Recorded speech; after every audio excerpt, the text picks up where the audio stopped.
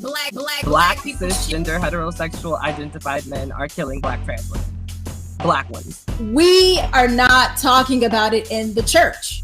Those street guys are already engineers. If they're mixing drugs and stuff together, they're chemical engineers. If you're just like, yeah, let's kill 50 cops just because, you know, that's only a fraction of the Black people that they killed. Wait, now you're talking about my wife. For those of you who are joining in, we are talking about just the housing in the Black community and owning property, why it's important, and how to get yourself in there. When I think of financial literacy, I just don't think of the classroom work. I think some of it is practical application. I'm scared, especially, you know, calling them to arms, talking about poll workers or poll watchers. That is rooted in history of voter suppression and intimidation. Joe Biden needs to make that a part of his educational platform. Call that shit out. I don't see much value in you speaking in tongues, and yet when you speak in English, you don't say nothing for my people. Many of the reasons why we're dying is because of the conditions we live under that cause our health to be so bad, and that cause it's the food, it's the water, it's clean that shit up first. Their fathers have prostate cancer. I had like 150% chance of getting cancer, being diagnosed with cancer. I had a friend that did a raw vegan diet, 20 years remission, had thyroid cancer, never had surgery. I'm like, that's what I'm doing.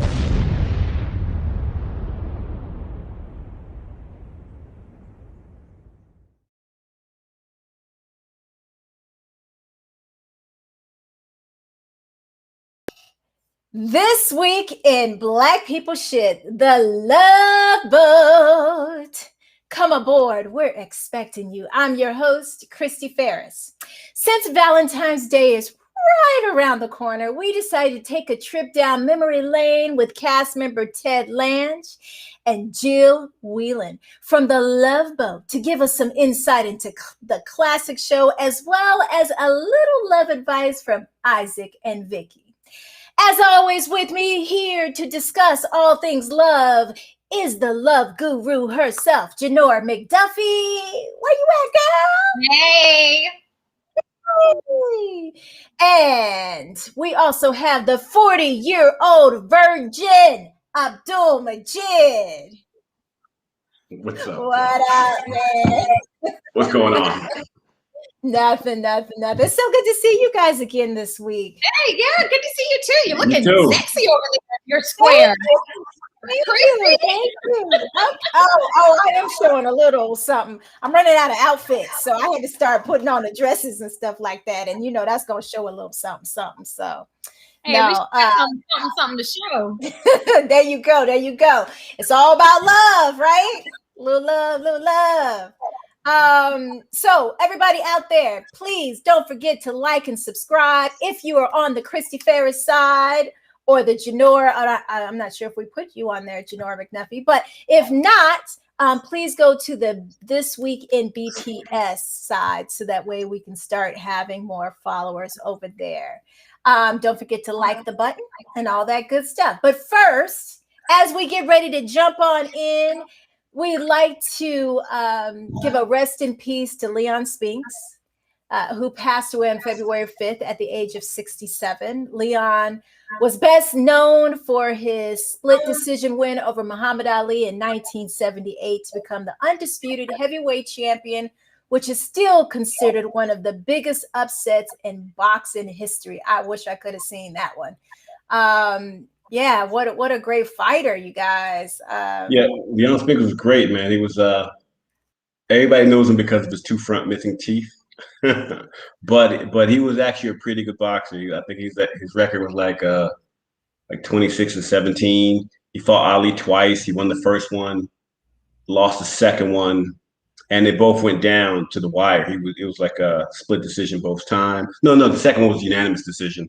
But I mean, he went on to train his son Corey Spinks, who was a really good welterweight fighter at one point before.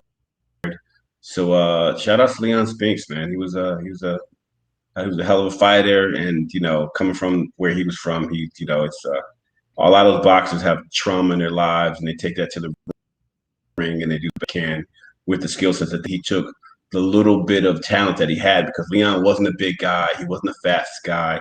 He just had hard work and a lot of effort. So rest in peace, Leon. I definitely want to know if Ted got a chance to meet him. How about you, Janora? Any thoughts? I mean, I think Abdul just covered everything.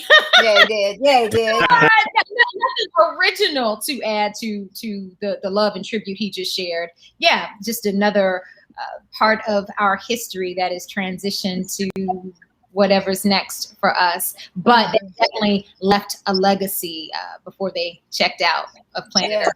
Yeah. Well, we also want to.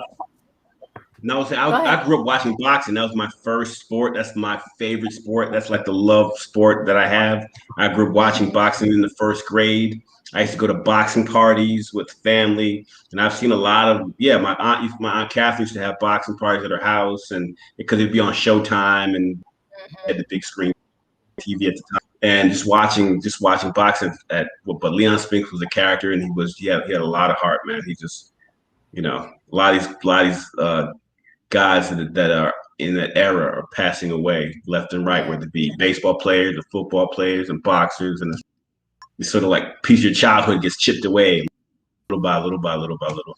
Yeah, that's the truth. Well, we also want to give a rest in peace to Mary Wilson, who was one of the co-founders of the Supremes. So she just did posted something on Instagram just talking about Black history and everything. So look how gorgeous. Yes. I know, right? Yes. So we want to make sure we gave a little love out to our peoples that are out there who have made history and who have made us who we are today, who paved the way for us. So also, if they did a Mary Wilson movie, I think Kelly Rowland should play her. That would be a very interesting. I saw an old picture of her, and I swore it was like Kelly Rowland doing Nancy Wilson. Okay. Or Mary Wilson. Sorry. You should pitch that, Abdul. Yeah, because they all listen to me. Yeah. That's all right. You work on projects right now. Yeah, all right. I am. So this past Sunday, the Tampa Bay Buccaneers defeated the Kansas City Chiefs in a 31-9 victory. What are your thoughts on the game? And I have to say, I was so bored. I thought it was really going to be such a good game. I was all excited, like, okay, I know I should be studying, but I'm going to be watching this game. And then I was like, really? Wow, they just folded. But the Buccaneers, their defense is like fire. So your thoughts, Janora? Yeah, the Bucks came with it. They weren't trying to play these games. I know we had our sports episode, and I was on the fence about who I wanted to pull for. And I ain't never a day in my life been a Tom Brady fan, ever. Now, I do hate him a lot less now that he plays for Tampa Bay. But you know what it was about Tom Brady? It was just one, shout out to the older, more seasoned generation. And what a career. I mean, regardless if you like him or hate him, you cannot deny his record and what he has done. And I love the folks behind the scenes when it comes to Tampa Bay, all the folks of color. And there were two players at Tampa Bay, or who played for Tampa Bay, who also graduated from North Carolina Central University, which is HBCU in my hometown. So I was excited about that too. I love Super Bowl. I mean, whether it's the chicken wings, the pizza, the players on the field, the commercials and the pregame and halftime, I'm all about it. So I want to see something a bit more competitive, but at the end of the day, I'm pleased for Tampa Bay. So I'm just going to show you, I'm covering up the year of the graduation, but I went to college in Boston, which is why I had been his fan for a long time, because Emerson is in Boston, Massachusetts. I covered up my year, y'all, because I didn't want y'all to know what year I graduated. Not that you can't Google it and find it, because somebody put that sucker on IMDb, which I have no idea who that was. But I've always been a Boston fan, and I was happy for him just because he left and showed everybody that he can win without cheating. Okay, moving on to the next one. Go ahead, Abdul. What's your thoughts on it? So I didn't watch the game because I'm still protesting the fact that how horribly they treat the black players. So I haven't watched football in a years. I did see some of it on TV. With regards to Tom Brady, I live in Tampa at the moment, but I'm from New Jersey, so I'm a diehard Giants guy. So F Tom Brady. It's like that's to death for life. It's F Tom Brady for me. So and I literally live up like 3 minutes drive from my house to the stadium. So I saw all the shenanigans. I saw it all. Like today they had the parade. That's why I'm sweating like crazy because it's so freaking hot out here. But they had the parade today. I saw all the stuff that was going on. Like it was something to watch. But yeah, F Tom Brady for life. So what Joseph said, do you at least give him some props for his record and what he was able? I mean, I said what I said. What I said. F Tom Brady for life. Joseph said, y'all look so fresh, like y'all haven't had a sweat in a week. And especially, I wanted to make sure I pulled that up because you said you were over there sweating. I'm sweating like it's hot over here, yo. You don't understand. Yeah. It's ridiculous. Shout out right here to Kelvin. He's an actor. You've probably seen him in Happen Leonard. It was the last thing I think I saw you on was Happen Leonard. So I know y'all out there, and then you over there talking about the Chiefs. I'm sorry, boo, but they lost. Yeah, and they lost bad too. Yeah. Tim said that game, halftime show, and commercials had 2020 stink all over it. So let's just briefly, before we get to our guests, let's just briefly just touch on any commercials, halftime. What I didn't know, maybe you guys can chime in out there, but did you know that the halftime actually had started days or a week prior, which I guess the weekend had this whole little special thing happening. So I did not know that until Martika told us this. Maybe I would have enjoyed the halftime a little bit better, but I did not. What were your thoughts on it? Yeah, I had no idea. I was clueless and confused when it came to the halftime show. I was even confused when they announced The Weeknd as a halftime performer. I'm not hating on The Weeknd. He's got some decent songs, but he's no Janet Jackson, J-Lo, Beyonce, Bruno Mars. He's not a performer on that level. And it was just weird. So maybe if I had seen what you talked about this whole lead up, I could have appreciated it more. But in the meantime, or because of that, the pre-show became the same show. Like the pre-show with Jasmine Sullivan and with her and with Alicia Keys, all of the pre was for me better than the halftime. But in terms, the last thing in terms of commercials, I love that Alexa Michael B. Jordan commercial. That was my favorite of all of them. Great. Yeah, I thought it was great too. We are getting a little bit of feedback from you, Janora, so we're going to try to make sure we all put ourselves on mute when you speak. All right. So just want to make sure you let you know I appreciate that because I have things to say and I want everybody to be able to hear. Yeah, I want everybody to hear, so we'll make sure we do that. No, I did love that commercial. That was probably my favorite one. There were a couple of other ones I thought were pretty funny. As much as I'm so sick of Jake from State Farm commercial, the one, that. Oh yeah. Yeah, that one was actually pretty funny. But if I see one more with Patrick Mahomes on there, I just want to shoot myself. So, and he lost. So I'm sure that they're probably kicking themselves for all the money that they spent on that. So, but with that being said, anything else before I bring on our two guests? No. Awesome. Okay, everybody. The Love Boat. I can't help it. I have been singing that song all week long. I know. I know everybody is sick and tired of me singing that song. But The Love Boat was a romantic comedy TV series that aired on ABC from 1977 to 1986 and had 4 additional specials that aired in 1986, 87, and 1990. Today, we have with us cast members Ted Lange, who played Isaac, and Jill Whelan, who played Vicki, to give us a bit more info on how much love was really going on that boat. Please welcome Ted Lange and Jill Whelan. Good afternoon. Hi. How are you? Excellent. Thank you for being on the show. We're so super excited. Oh, well, we're excited too. Yeah. And I can't hear. You can't hear? No. Why is that? I don't know. What's going Oh, on? wait. Should I take out my. Say something else? Is it you can't hear? No. No, you can't hear anybody. I was hearing you earlier. Yeah. Huh. Okay. Let's try it again. Let's see. Can you hear Ted? You can't hear us? I don't know. You can't hear us. Okay, so can you hear? Oh wow, I can't even hear Abdul. Uh-oh. Wait, there we go. Abdul. Yeah, hold what's on. up? I can hear Abdul, but Ted, you can't hear us. Okay, hold on. Teddy Bear. Okay, Check Ted, can you hear Check us to see if his now? mic is muted. Ted, no, because we can hear him. Ted, speak for us. Not that you can hear us. You gotta check to see if his computer's muted. Yeah. The volume on his computer. Can you hear me? No, we can't hear you. Now we can hear you. We can hear you now. But you can't hear us. You can hear me. Okay. I can hear you. All right. Let's do this. I know.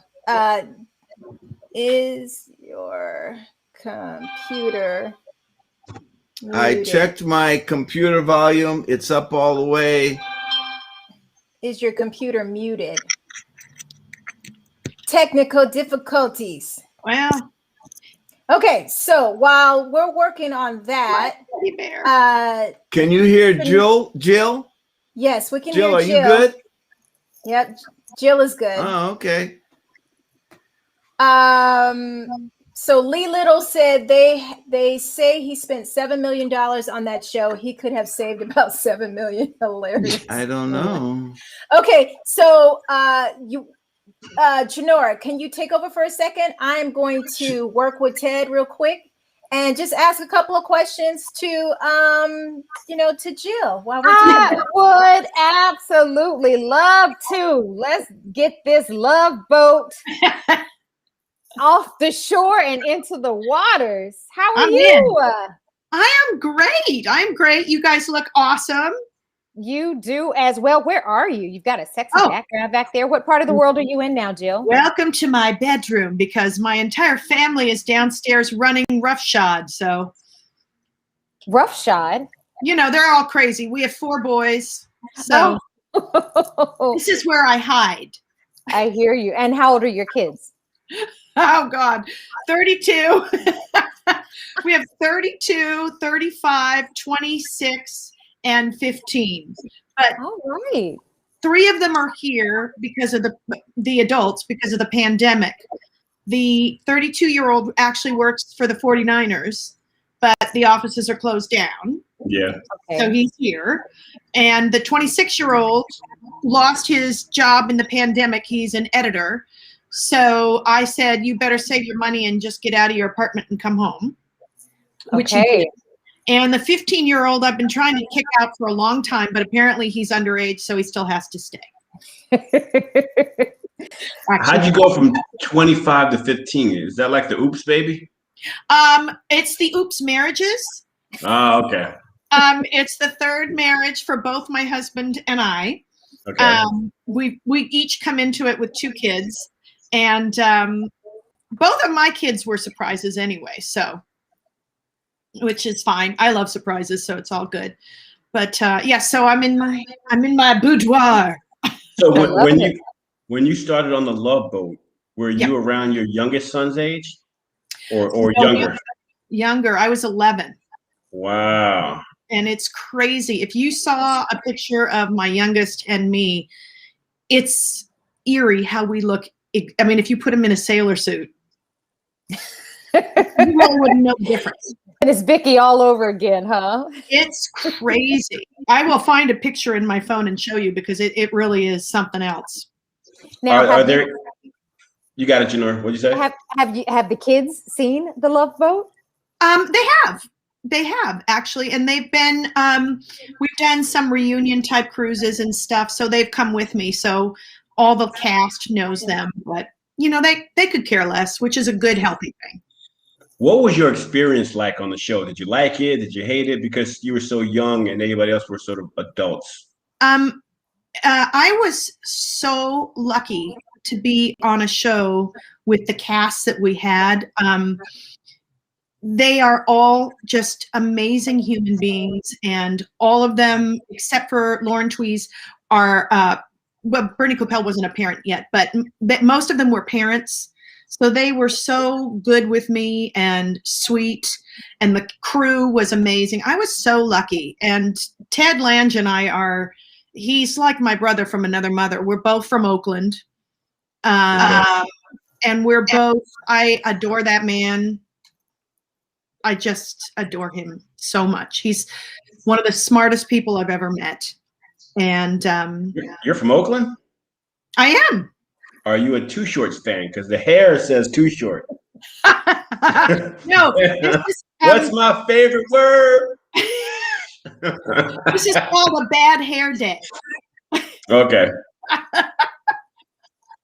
But no, I was born in Oakland. As a matter of fact, Kamala Harris is actually more my homegirl because we were both born at Kaiser Hospital in Oakland. So really? Yep. But then my family moved to a place called Livermore. So, but okay. Yeah. All right. I know we've got a couple. Yeah, the questions. I was looking at the questions. All right. This is from Tori Overton Littlejohn. Hey, Tori, and hey, Shalonda. Do you still keep in touch with most?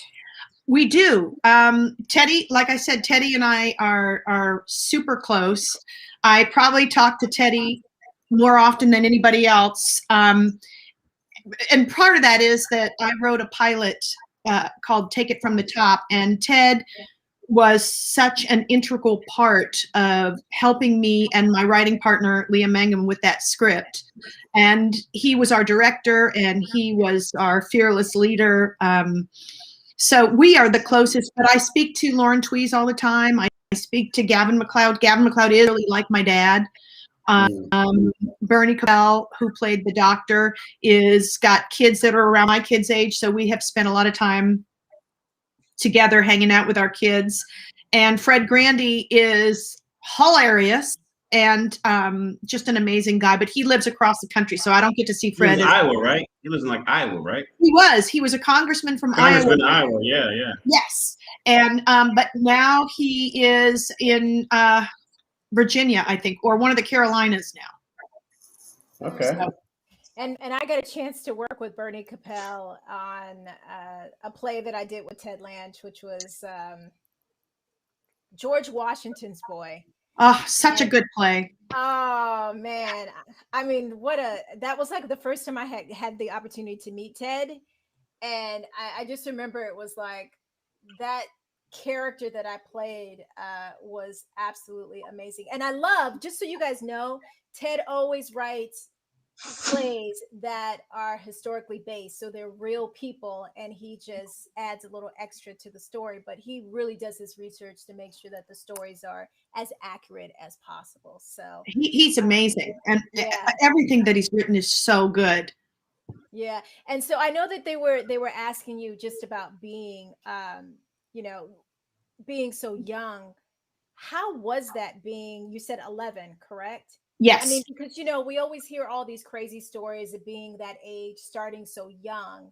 But it sounds like that you had a wonderful time and that your experience was good, as opposed to somebody like, Drew Barrymore and stuff like that. What was your experience like being and starting? I think besides the fact that I had a great cast who were amazing. I mean, don't get me wrong. There was some shit that went down. Yes, okay. But there's my teddy bear. Anyway, I had producers telling me to lose weight and all of that kind of stuff. But I think the main reason why I haven't been arrested yet is because I'm afraid of my mother. That's true. You don't know how true that is. Yep. It's no joke. Wow. I love her to death, but I am afraid of her. And I'm afraid of her. Was your mom your manager during that time, or did you have somebody else? Because you know, there's a lot of parents that become managers. Momagers, yes. She was, I mean, I guess you have to call her a manager because she was there, but she was my mother. I mean, there was really no difference between, I had no confusion as to what role she played in my life. Mm-hmm. But I guess she was my manager because she was managing my life, but she managed it as a parent. So she was there all the time. So, Ted, what we were just discussing, just talking about the show, they also asked the question, do you still keep in contact with your cast members? Do you still keep in contact with everybody? Yeah, well, Jill, you know, I'm a playwright now, as you know, and Jill has appeared in one of my plays, and she just wrote a show called Take It From the Top. Did you talk about that, Jill?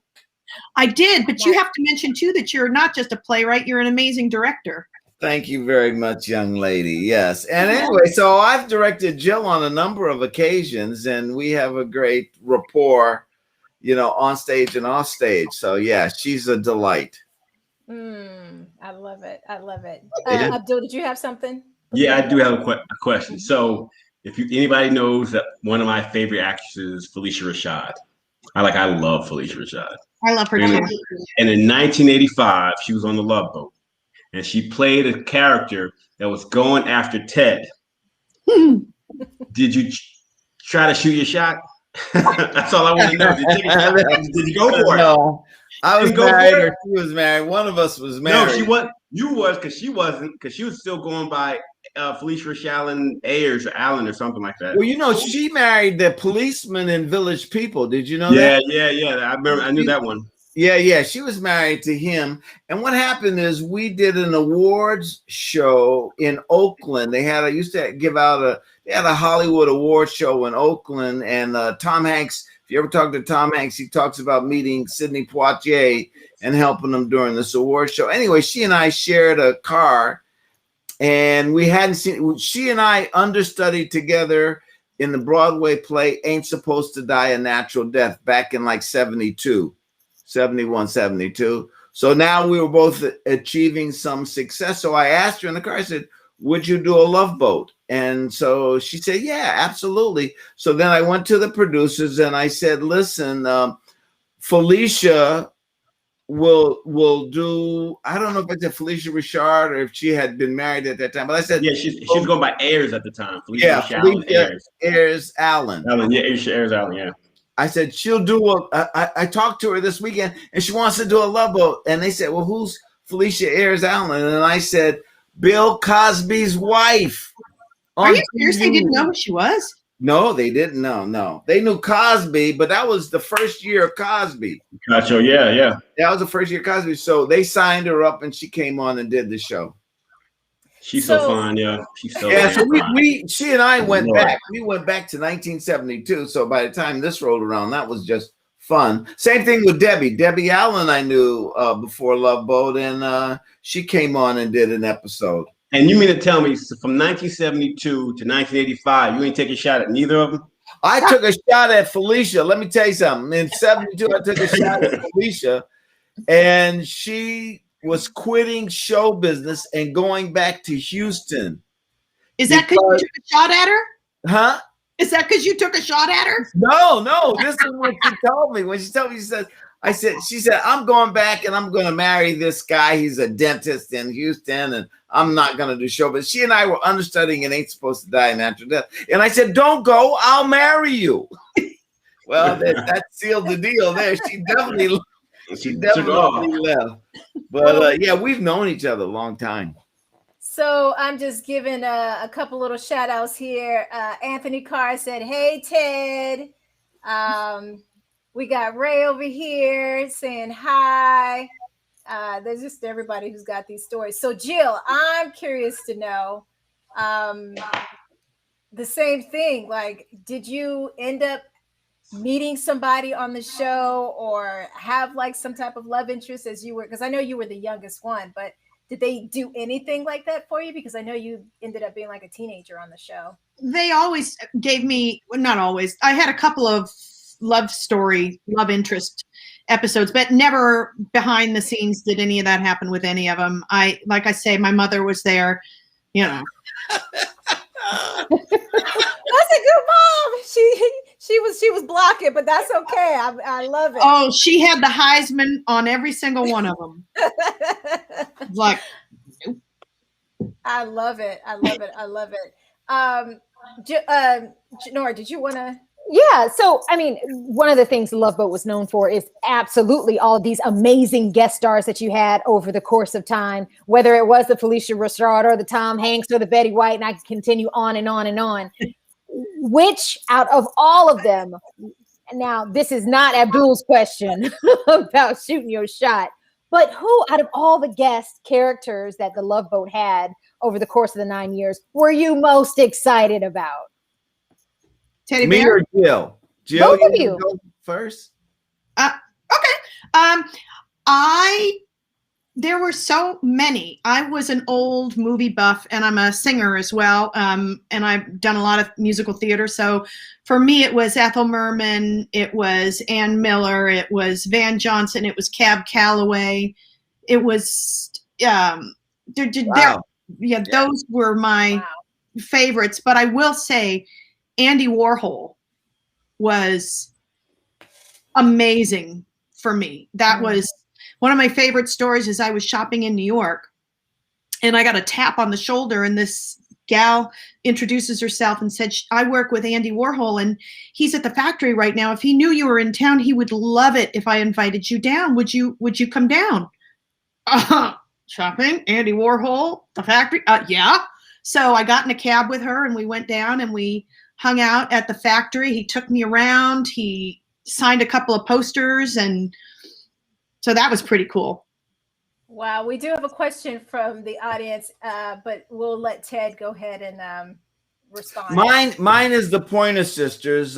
Again, I went to high school with Anita Pointer, and we did plays together in high school. We did Macbeth and You Can't Take It With You. So I ended up writing an episode for all three ladies because they were from Oakland, and they were, and you know, Kamala Harris went to their father's church. I don't know if you know that. Ted, do you know? Teddy doesn't even know this. Ted, do you know that Kamala Harris and I were born at Kaiser Hospital? No, is that right? I love it. I know. I love it. Yeah, Ted, yeah. A lot of take a shot at the Pointer Sisters. Yeah, I sure did in high school. You're my guy, Ted. Hey, I'm telling you all the women that turned me down here. But you got him work. I didn't turn you down. You get him a job. I'm 5'7". Anita Pointer's like 5'10", but I did not care. I went for it anyway. You know, it was worth the climb, baby. Yeah, it was. Yeah. So. But I ended up writing an episode in which Isaac and the Pointer Sisters performed together, and that was kind of a treat because we had, you know, we'd been in high school together, and we all went our ways, and then we came back. Our careers intersected, so I love the fact that that happened.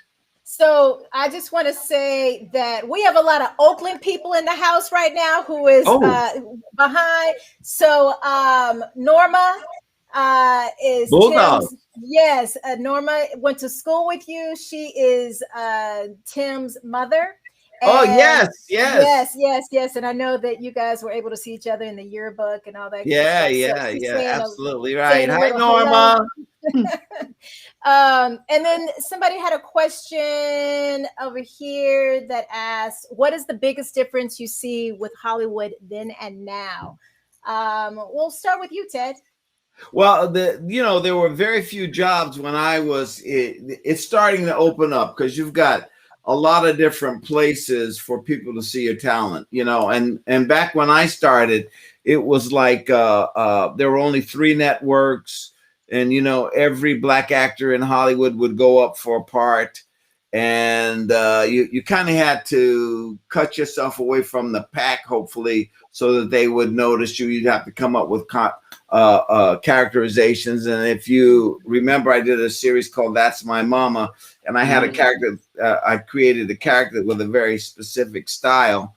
And that kind of opened the door for me. But now you've got streaming, you've got network TV, there's so many different ways now to come in, so that's the big thing that I saw. And now people are conscious about Black stories, African American stories, and I'm very, very pleased about that. As Christy knows, I write plays, and she's been in some of my plays. But that was because I started that because there were no stories. There just weren't any stories about Black folks. So I took some writing classes, playwriting classes, screenwriting classes, and Jill has appeared in my play. You've appeared in my play, and Bernie Coppell, who played the doctor, he's appeared in one of my plays. So that's sort of and his scene was with me. I just want to say, oh yeah, he's in love with you, baby. He is in love with you because you got that something showing there. And I know Bernie's. So funny. So Jill, how about you? How has the industry changed? I think I will just echo what Ted said in terms of there's so many more outlets now, and I think also, I think the fact that we can kind of tackle and produce our own projects and stream our own projects, I think it definitely gives women and especially women of a certain age, it gives us an opportunity to create those stories that there just aren't that many of. And so between Ted creating content for African Americans, which was, I could count, I don't know, maybe on one hand the stories before, and now it's become so much more prolific. And the same thing for women, who are over 25. I think things are changing for them too. So I don't want to change the topic at all, but Jill, you played in like one of the cult classics, one of the greatest films of all times, Airplane. I did. What was that like? And like, what was your experience like that? Because that seems like it would have been fun to work on. It was a lot of fun to work on. I only had 2 weeks that I was there because I think I had, 2 or 3 scenes, and that was it. So, and I was 10 years old, I think. So I was either in the trailer or I was on the set.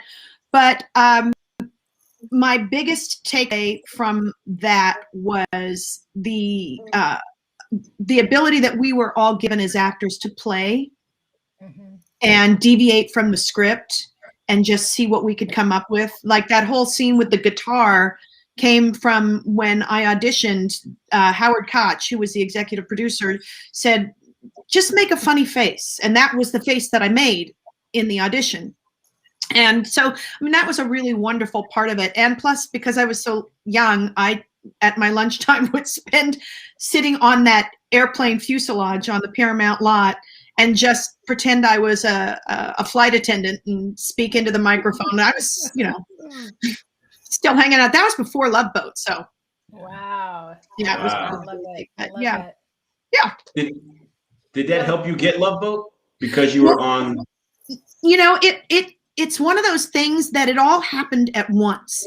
I got another series before Love Boat called Friends. And if it's not the Friends you're thinking of, obviously, or I would drive a much better car. But this Friends was about 3 young kids, 3 different affluence levels. And then when that didn't go after 13 episodes, Aaron Spelling, who produced it, asked me to come and do Love Boat, but in the interim I had done Airplane. So it all just sort of snowballed. It was on its own trajectory. Nobody could have predicted it or controlled it. Tim had a question. What was it like working for Aaron Spelling? Was he intimately involved with the Love Boat? Well, the show was really Doug Kramer's, and Spelling was like the money man behind the scenes. So the one that was a hands-on guy was Doug Kramer. But when we did 3 pilots, we were only supposed to do 1. They ended up doing 2. And then Kramer squeezed out a 3rd pilot, and the network rejected it. And Doug Kramer went to Spelling and said, "Hey, they turned me down." And Spelling said, "Don't worry." Picked up the phone call, and somehow we ended up on the fall schedule. Wow. And that's because he was Wow. very, very powerful at that time, because he did all of ABC's movies. He had like 4 series already on the air, cop shows, and he wanted to get into comedy. So when he was the 800-pound gorilla in the room, as they say. And for me, Aaron, actually, I had a closer sort of relationship with Aaron. At the time, he didn't have a daughter, so he was really kind of a father figure to me, and lovely, and wanted to sign me under one of those old Hollywood contracts where I could only work for him. And my attorney we didn't know anything. We were from Oakland. My mom was a school teacher, and my dad was a general contractor. We didn't know from any of this stuff, and so my attorney had said, "No, you're not going to sign a contract with him. You can't work for anybody else. Absolutely not." So we turned that contract down. Wow. Do you regret that? I mean, No, because he still hired me for Love Boat. Oh. And so that was good. And then he had his own kid, and then I was out. Yeah, Denora, did you have something? Yeah, I'm going back and forth between the comments because I do always want to defer to our live folks who show up and bring so much to the show. So I guess I'll go to the 2 mics up, aka Dane and Lisa. Their question: curious, was the Love Boat crew as close as they appeared to be on TV? Yeah. Yeah, we were. We loved each other. And more importantly, we thought each other was funny and we could make each other laugh. And so I think that was an important factor. We're still friends today. I'm friends with Bernie Coppell, as Christy will tell you. And Fred Grandy and I did a play a couple of years ago in Syracuse, New York. We did I'm Not Rappaport. And Tweez and we did Taming of the Shrew together, where she played Kate and I played Petruchio. So yeah, we were all together. And Jill had a project, and she calls me up and says, "Hey, would you direct this?" So yeah, we're pretty much family. When you travel on our show was so different than any other show that was on, because we actually went on cruises. Real life cruises for towards the end 6 weeks at a time. And when you're traveling as a production company in these small little ships, which they were then, they weren't like they are now. They had 300 passengers as opposed to 3,000. You get to know each other really well. Tell them about Chelsea Brown. You remember that in Australia? Oh, I was thinking about that, but I didn't know if you wanted me to bring it up. Tell them. No, we have to tell it together. We have to tell. Okay, so we go to the Sydney Opera House to see the Pointer Sisters, right? No, it was somebody else. But we did see the Pointers in Australia, but it wasn't at the Sydney Opera House. Okay, then maybe it was a ballet or something. I don't know. But he comes in with this strikingly beautiful woman who was not his wife. Gorgeous black woman, Chelsea Brown from Laugh-In. Go on Google. You can Google her name, but she moved to Australia. And so we got off the boat, and they told us that night to come to this play. And I didn't have, they're looking at me going, how did this guy in like 2 hours find a date, a gorgeous woman like this to bring to the Opera House? And Chelsea Brown and I. So tell them what you did, Jim. So I don't know. How old was I then, Teddy? Was I like maybe 11, 12, something like that? Well, maybe more, like 14. I'm going to say 14. Okay, 14. So I'm looking at Ted with this beautiful woman. There's nothing untoward going around, but it's not Cheryl, his wife at the time. So I'm about as subtle as a freight train. And I said, "Teddy." He goes, "Hi, this is my friend Chelsea." "Hi, where's your wife? How's Cheryl?" And my mom is with me, and my mother is wanting to dive under the theater seat. She's mortified. And Ted is just laughing because there's nothing going on. So he just He's just laughing. And I don't know what you said afterwards to No, I said something like, well, she's at home. You know, she's back in LA, you know, something like that. But we had fun. And so then later on, years later, I would remind Jill, or Jill would say, remember when we did this? And I go, yeah, man. So, I mean, it was like, but you know what I'm saying? It's like we were family, you know, it was like a lot of fun. And we really enjoyed each other's company. And and that is, I think, why we're still friends to this day, you know, is that we enjoy each other, and we're, you know, there's a lot of stuff that has gone on between us that we know each other's things, you know, right. And we've been through the wars for each other, you know, marriages and divorces and kids and yeah. all of that. Yeah, it's rare to have. I mean, you know, your show has been over 30 something years, right? So Yeah. You know, 40 years, I think, I would imagine. Yeah, 40. Yeah, It's 40. 40. Yeah, It's 40. closer to So here you guys are still family, still friends, still loving on each other, still supporting each other. And people love you guys because you guys are always doing something. You guys have something tomorrow night. We do. Yeah, which is we're amazing. doing a Love Boat reunion. They're getting everybody back together again. And we're doing it for Seth Rudetsky. And it's a benefit for the Actors Fund. And so it's a charity benefit. In the House. Huh? It's called Stars in the House. Yes, Stars in the House. Yeah. Stars in the House. The Actors Fund. Oh my gosh, this time is going by fast. I definitely want to make sure that we get to some of the things that you guys have coming up. But I just want to throw out, are there any questions out there that you guys wanted to ask? And obviously, Janora, if you have anything, or Abdul, if you have anything. Can I just show you something? Absolutely. You guys were talking about Leon Spinks earlier, and the fact that he fought Muhammad Ali, right? Yes. I want to show you this. You see that picture there on my wall? Oh, put my glasses on. I know. Oh, look at that. That's Muhammad Ali. That's Muhammad Ali. In the white, drawing there. That's Leon Spinks. That's a picture of me and Muhammad. And then let's see if I can. Anyway, my friend, a friend of mine named Greg Howard, he wrote the movie about Muhammad Ali. Remember the big movie about Muhammad Ali? Will Smith? Huh? Yeah, with Will Smith. Well, my friend, he started out a playwright, and I directed one of his plays, and then he went on to write movies. And while one of the movies he wrote was Muhammad Ali, and so I'm in Washington D.C. and I call him up and I say, "Hey, Greg, I'm in town. You know, what are you doing? Can we get together?" He goes, "Yeah." He says, "Listen, why don't you come tonight to dinner with me and Muhammad Ali?" Now, Jill, Fred was in D.C. at that time.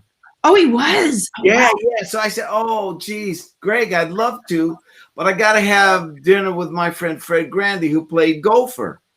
And so he said, "Wouldn't Gopher like to meet Muhammad Ali?" And I said, "Well, yeah, I think he might." I said, so then I called up Fred. I said, "Fred, I got a special place we're going and have a big surprise for you." And he said, "What kind of surprise?" I said, "I'm not going to tell you. We're just going to go to this restaurant. And when we get to the restaurant, you'll get your surprise." So Fred picks me up at my hotel. We go over to this restaurant. Greg comes in. Greg Howard comes in, and we're sitting there. And so about 10 minutes go by. He said, "Where's my surprise?" I said, "Oh, it's not here yet. It's arriving."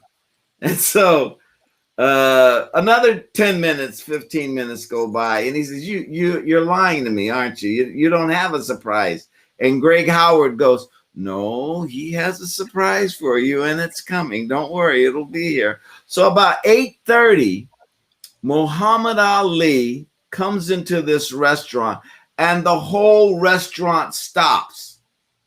I mean, literally, people are like, you know, I bet. and he goes around the room, stopping at each table, shaking hands with people, slapping people on the back, saying hello, da da da da da. Comes around and he finally comes down to our table, and I said, Fred, that's your surprise. Oh. And he sat down with us, and we had dinner with Muhammad Ali. Wow. And then at the end of the dinner, he took my napkin and he drew the picture that you see on the back there. He drew that picture, autographed it, and Howard Bingham, who always travels with him, was his photographer. He took that picture of me and Muhammad together. So that's pretty that awesome. Yeah. Can I tell you, when I was a kid, when I was a kid, I lived in Saudi Arabia, and I lived there for like 4 years.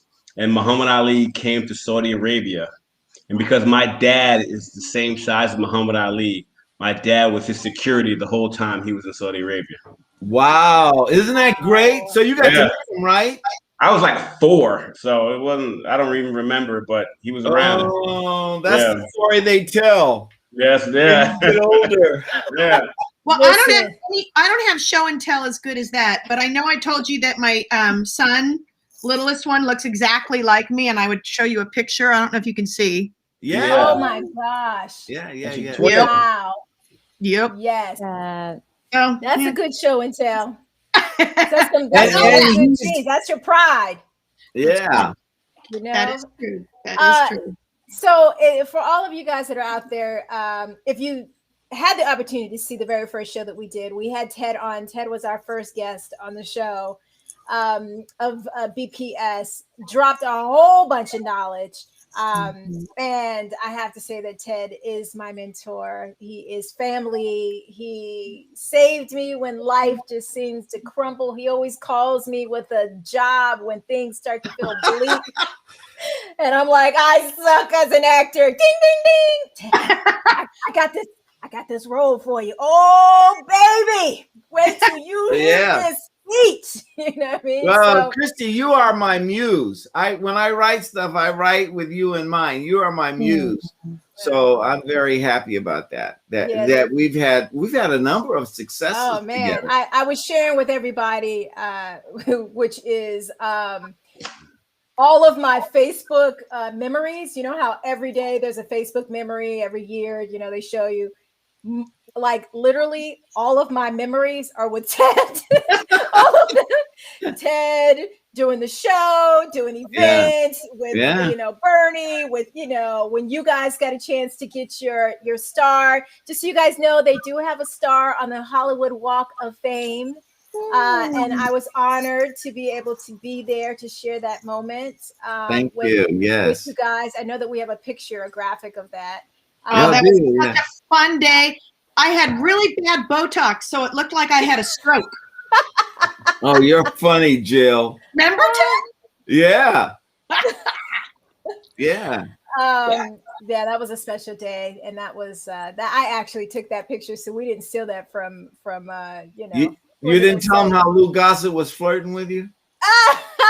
That's funny. Yeah. Listen, let me tell you.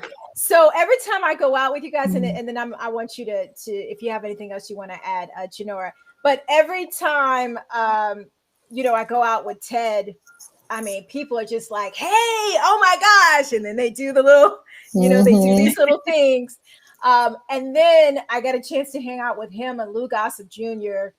We were in Atlanta when we were doing. Yeah, we were in Georgia. Yeah.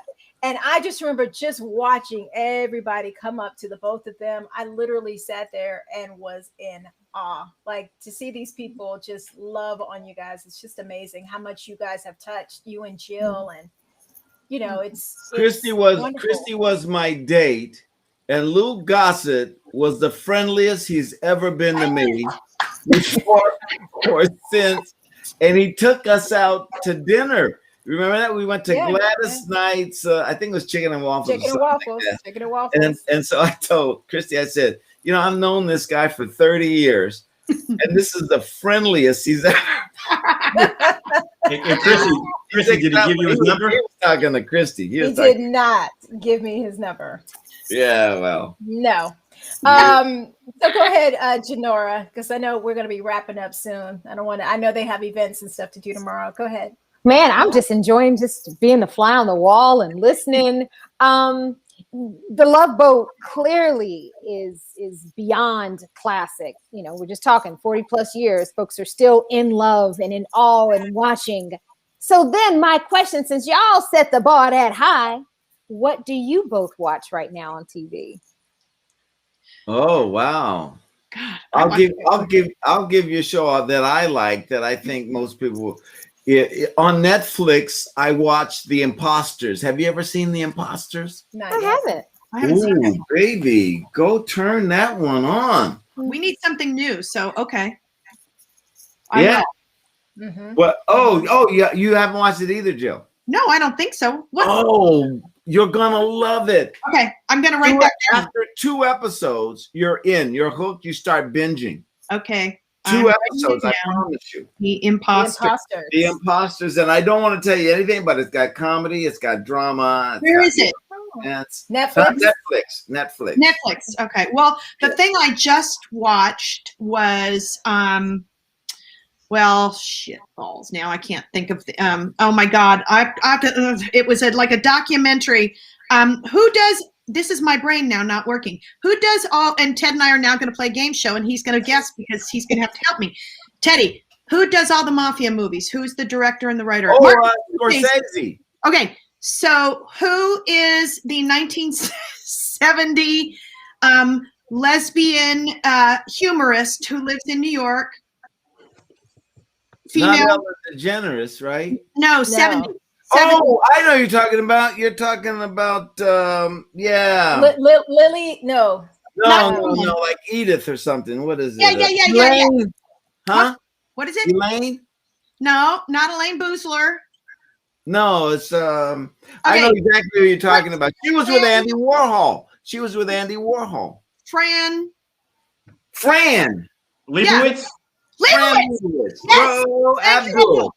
So there is a great documentary about New York that Martin Scorsese produced, directs, and it's got Leibowitz. It's the fun. Yeah. She is so funny. So watching that, and I read a lot too. So I was just telling Ted I'm reading this amazing book called 400 Souls. I don't know if you guys 800. Was it? 800 Souls. Yeah. It's literally on my every time I'm in the car. I have the audio. It's amazing. So that's what I'm doing. Besides, and I saw that documentary. It really was good. Me too. It was good. Isn't it so good? That and home shows. I watch a lot of home shows. Yeah. I just got my wife. So does Mary. One question. So Monday, I believe it's Monday. It's Valentine's Day. Do either of you have any Love Boat advice for Valentine's Day? What to do, where to go? Chocolate covered strawberries with champagne. Chocolate covered strawberries with champagne. And I'm not going to tell you where to put the strawberry, but ooh. Anyway, champagne. Well, it's COVID, so my husband and I are home with all of the boys. So we will be doing a Valentine's dinner I'm going to cook for everybody. And there you go. It's going to be super exciting. But we have a new bed that's got heaters at the foot. So I love it. I love it. Well, I'll be filming, so I won't be here. I'll be here in LA. I know. Too bad. What are y'all gonna do? Yeah, what are you guys gonna do? I was just about to say. How about you, Abdul? I'm single, so it's me and Stacey Palmer. Oh. Oh my God! I used to know her. Oh my God! Hey, Abdul, I used to know her. Used to know her? We all knew her at one point. She gets around. She gets around. Janora? Well, 2 mics up said, Dane said we need a safe word with Ted. Sounds like we need a safe word with Abdul as well. We should have known at the beginning of the show. He referred to himself as the 40-year-old virgin. So 40-year-old virgin. Yeah, no, it's fallen soon. It's actually a anniversary-ish kind of weekend with my wife. So we are taking a little staycation. Got some hotel points, and just gonna take a drive in the car and stay and have a nice little time. There you go. That's You guys are going out and doing something fun. And safe though, because I still am very respectful of these COVID streets. Not trying to catch or spread. So I know. Safe. Yeah. And I'll be traveling, filming. So we're filming our 3rd season of Monogamy. So I'll be in New Mexico. And my brother lives there, and I don't even think I'll be able to see him just because, we got to do everything safe. COVID restrictions, Yeah. Well, we are wrapping up. I want to get to our BPS Person of the Week. Today, we want to honor a woman who was, a spy. The way that I tell the story, and Ted, you can correct me because he actually wrote a play about this wonderful lady. Her name is Mary Bowser. And the way that I tell everybody is that she was a free woman who decides to go back into slavery to become a spy at Jefferson Davis's house and was passing over information to the other side, which is one of the reasons why we won the war. And this woman was so brilliant with what she did, and I did have the opportunity to play her, was that she pretended as though she could not read and write, but in actuality, she had a photogenic memory and was writing down everything. And the way that Ted wrote the story is that she was putting the information into bread and passing it over. So Ted, would you like to give a little bit more information about that? What I did, that's all historically accurate. That's what she did. She wrote notes, she put it in the bread, and then she gave the bread to her contact, and then they got the message to the Union side. My play is called Lady Patriot, which Christy starred as Mary Bowser, and it's on Amazon. If you go on Amazon, you want to read it. Whoa, there it is, right there. There it is. Yeah. And then Christy. Amazing. Yeah. And Ruby Ted Jr., huh? Yeah, and Ted actually got a chance to play that role too. So I had a chance to be on stage with Ted, which was such a beauty. It was such a wonderful time. Fun. Look at our cast. Yay! So that is our BPS Person of the Week. What a wonderful woman to be able to portray. She was powerful. She was brave. She was definitely a lady patriot, and we honor her. And Mary Bowser is our BPS Person of the Week. So great. We want to say thank you to all of you guys for coming. Is there anything you would like for them to know, to promote? We also have, if we can throw up their handles and stuff like that as well. Follow Ted on IG right there. You can follow him there. And Ted, what else do you have going on? I'm doing, I just directed a one-man show with a brilliant actor named L. Peter Callender, and it's about Louis Armstrong. It's called Satchmo at the Waldorf. It will be streaming February the 19th on americanstage.org. Satchmo at the Waldorf. Now wait to see that teddy bear. Yeah. Teddy bear. Yeah, I love that. and how about you? Sometimes it just comes out. And how about you, Jill? So I have a pilot called Take It From the Top, what we talked about, that we just put up on a YouTube channel. So if you go to Take It From the Top and then put in Jill Whelan at YouTube, that should take you right to it. Ted Lange directed, and we've been trying to shoot through COVID when nobody knew what was going on. So towards the end of the shows, it's kind of fun. Everybody's shooting at their own houses with their own iPhones. And my son, who is an editor, has been editing everything together. So that's the latest thing. And yeah. And you wrote for COVID. You had to rewrite for COVID. Yes. Yeah, that's good. Interesting times. Interesting Yeah, it was times. pretty crazy. Pretty Yeah. crazy. So that, and I've got a lot of shows that I'm pitching as producer, reality shows and stuff. So. Nice. Okay. I love it. Hey, that's all we could do. Continue to keep putting it out there. Somebody Keep gonna end up hustling. grabbing it. Yeah, because we got plenty of places to put content on. So, which is lovely. And Janora, did you have anything that you wanted to? No, just absolutely grateful for Jill, for Ted, for the memories that you have left on this planet and so many people's hearts and minds. So it's just a pleasure to be here today with both of you, and happy early Valentine's Day to y'all. Yay. Valentine's Day to you guys. It's nice to meet all of you, and nice meeting you stay too. safe Yeah. and happy. And Christy, it's good to see you. And Yeah. Teddy Bear. Teddy Bear. I love That's it. who I am, baby. That's who I Abdul, am. did you have anything last? Oh, I got to give Janora a nickname, like Teddy Bear. It's gonna be like Hellspawn. No, come on. Come on now. Let's have some grace. I love Janora. She knows I do. I just like picking on her every show, and I got to take at least one shot at her. That was a sharp knife right there. You could have softened that one a little bit. I'm going to fix it and say we just need more of Janora.